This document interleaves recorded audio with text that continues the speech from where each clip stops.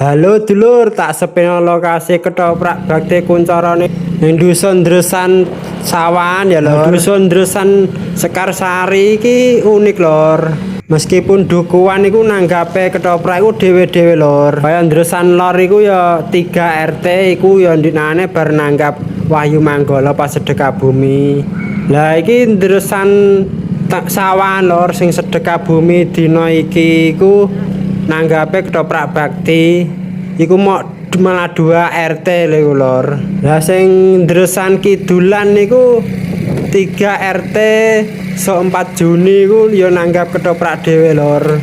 Ketoprake abane iku ya siswa budaya lor. Jan swanger tenan dukuhan kene iki lor.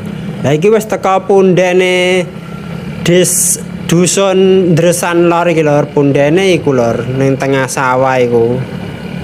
Tapi ketoprake ora ning pundene lor. Biasane ketoprake ning nggon lapang-lapang sing ombu-ombu niku lor.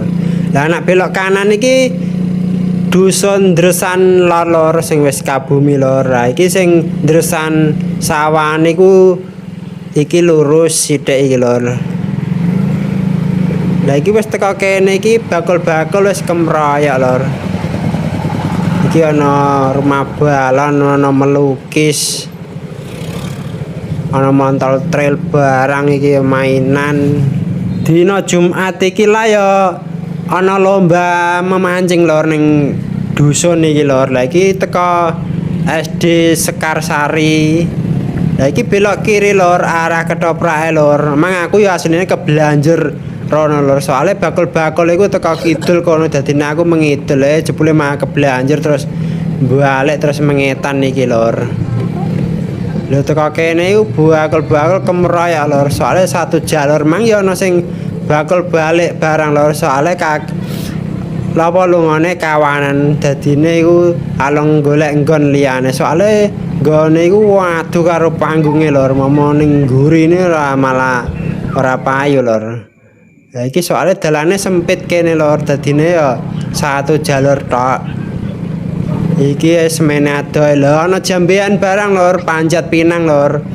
Sejane muarem lor mang malah udan pas mban 3 lagu malah udan lor. Lah iki do macet lor. Do untel-untelan iki ngantinan lor. Sing delok. Soale dalane ciut, iki teko kono wis dibatasi bakul-bakul ora oleh teko ngarep kene lor. Lah iki aku maju mlaku lor, motorku tak parkirno lor. Nggih, heeh. Mbak si A langsung ke Bekasi orang Mondo. Lho, kok klambi kotak-kotak iku malah selamat lor. Pesek